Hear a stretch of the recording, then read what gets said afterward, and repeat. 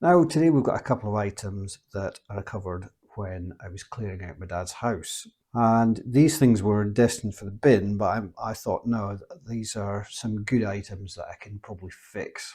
And there's always a need for a heater. Distance finder, maybe not, but I don't have one of these myself, so it would be quite nice to get this working. If I had to guess, I would say that this is probably completely dead and this has got some battery corrosion. Knowing my father and my mother, they were terrible at not removing batteries from devices. They would put them away in a cupboard and that would be the end of them for 10 years. First of all, let's have a look at this. Oh yes, there we go.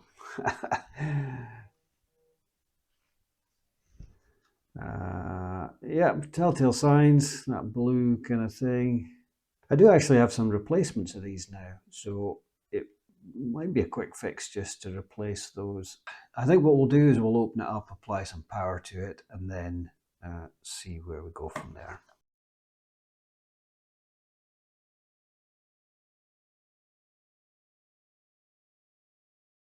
Let's have a look. We've got some batteries there. We've got a little piezoelectric speaker there. This must go to the screen. And then socketed ICs. Well, you don't normally see that on a board these days, do you? Caps look okay. So 6 volts is what this needs. Let's give it that. So we have, so the white leads are for the speaker, and then it looks like the voltage comes in here. I don't know if you can see just there, there's a couple of test points. And that might be where we attach, or in fact we can just attach it to here. It makes it easy. Let's get the negative. What's that one? And that's positive. See what we have. Measure on, yeah, there we go. Okay, so this is going to be a fairly simple changeover. That's good. I think if we take these cables off first, take all this nonsense out here, I think we'll just have to dispose of this. I've removed the corroded ones. You never really get them back to as good as they were. So we've taken off the main unit, taken off the speaker, and we have removed the 2 sets of corroded terminals. So I think what we'll do is we'll give it a little bit of a clean up now.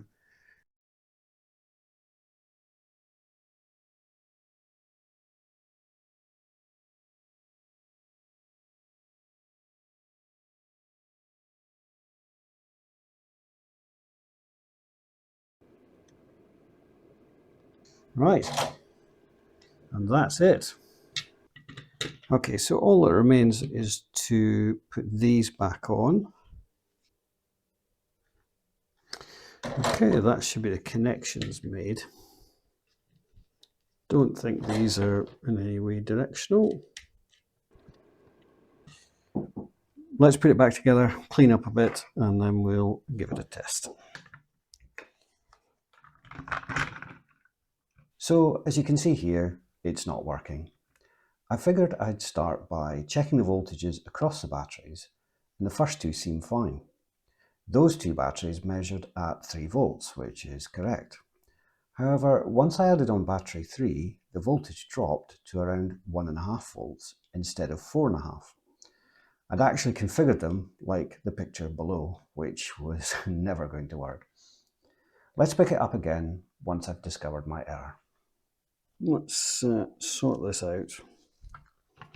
So this has to go in like this. So we have this spring there and then this bit there. There we are. Okay, that now goes on lovely. And then we just got these 2 to put in. So this is the spring one.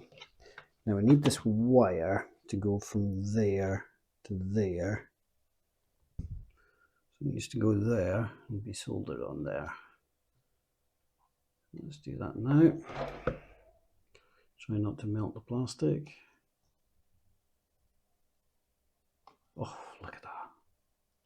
I think what we're going to have to do is expand that little hole there. There it goes. And now all I need to do is push this in here, the right way around.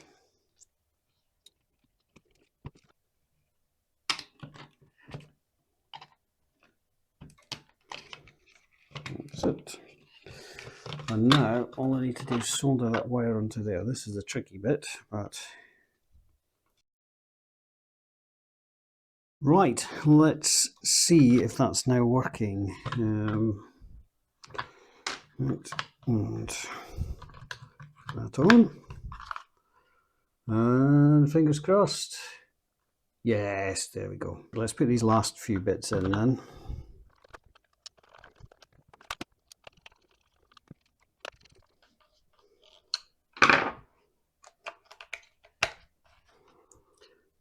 And on. Yes, there we go. Brilliant. Got a 30cm ruler here, 12 inches. So we'll put that here. It's on meters, so I'll put that there. And so hopefully it should bounce off that measure. Error. Is it too short a distance, maybe? I think there's a minimum distance. I haven't read the instructions, of course. Ah, okay. So the minimum distance is 0.81 of a meter, or 2 feet. So it measures 2 feet. So I'll tell you what we'll do. We'll point it at the wall there. 2.5 meters. Yeah, I think that's about right. So that's that one taken care of. What we'll do is we'll get cleared up and we'll get started on this one. Right, let's move on to this heater. The one thing I've noticed is that it seems to have suffered from getting the polystyrene here, and there's a little bit of like glue-like substance here. I think that'll come off with some IPA. Right, let's power this up. So at the moment it's set to off. Plug it in and face it away from me. Now let's put it onto fan. So the fan comes on, I don't know if you can see that. And it is blowing air. So it is blowing air, I think you can see that. So yeah, it is blowing air. Let's try the heat.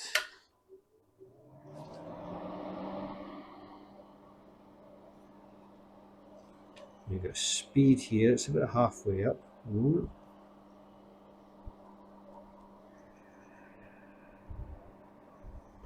Nothing. No heat coming out of that at all.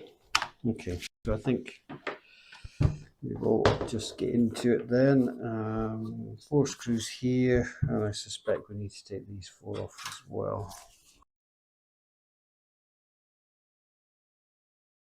And just a reminder that this video is for entertainment only. Please don't copy anything that you see in this video. So that looks like, is that a fuse or thermistor or something?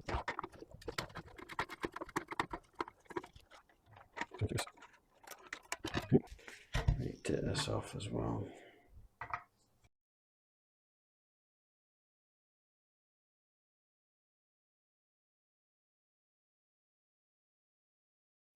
So we can see there's an inline fuse, you can't see. There's an inline fuse there for the switch. There's a little PCB there, the capacitors, looks like some resistors. So that looks like it's just a control for the fan. Yeah, I'm not quite sure what this is. I wonder if that fuse is working. Yes, it does go to the element there. So let's find out. So it should go from here. Yes, it's fine. Damn. I don't know if you can see, but we've got this black wire here that goes from here to here, and then it seems to go into this funny thing here. I thought it might be like a resettable fuse or something. And then you've got the red going from there to there, and then through the fuse into the switch. So that must mean when it goes to heat, then this is switched on. But when it goes to fan, it only provides power to the fans. So I think it's whatever this is that might be causing our problem. Right, I've had a look. It does seem to be a 600 volt diode. I can't seem to find any sources online for it, even on the overseas markets. So we can test it, I guess. We can put it into diode mode and test it. So we should be able to go from, let's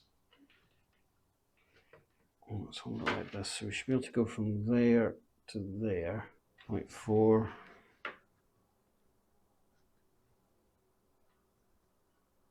I mean, that seems to test okay.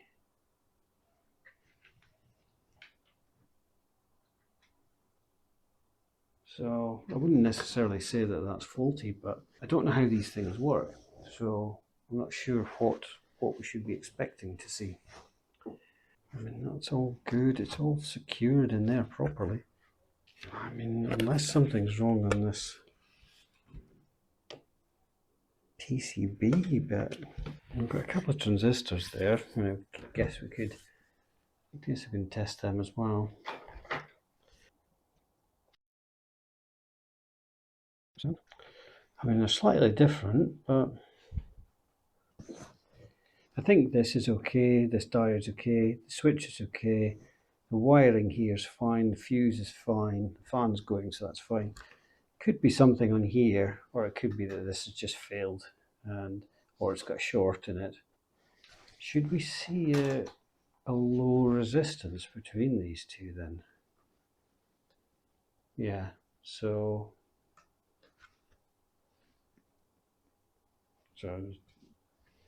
yeah, 0.02. So that would suggest that it's getting in there. So maybe it's just something in here then. I think I need to take out a couple of bits there and these two here. So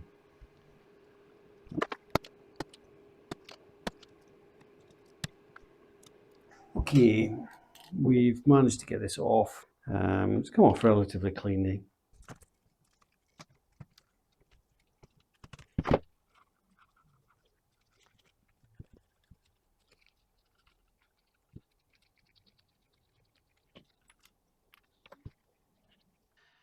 Okay, I really don't know where to go from here. I kind of wish I hadn't taken this apart now, but I'm going to put this back together and I'm going to order some of these transistors.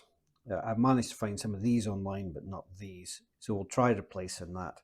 These seem to be very expensive online, if I could actually even find the right ones. I found very similar ones.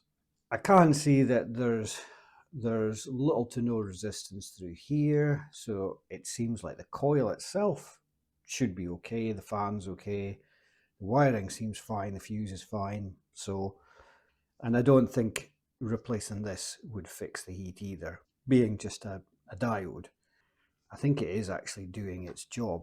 I must admit I don't fully understand exactly how this is working, so I've got a rough idea. So we'll get some of those, we'll put it on. If it works, then it works. If it doesn't, then I think we'll just put it on the back burner, as they say. So let's get this put back together.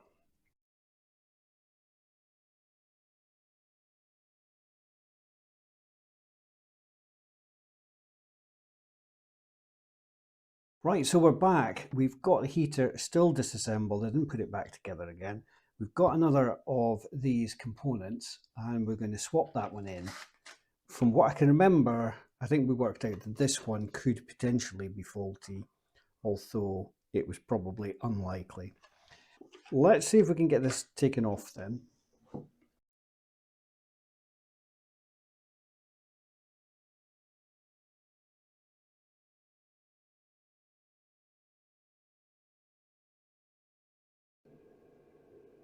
It was just a bit, not quite out of there.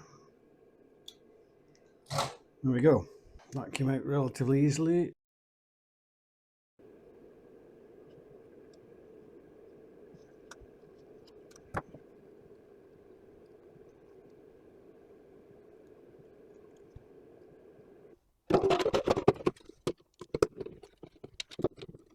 Right, I've got the FLIR camera set up just so you can see it.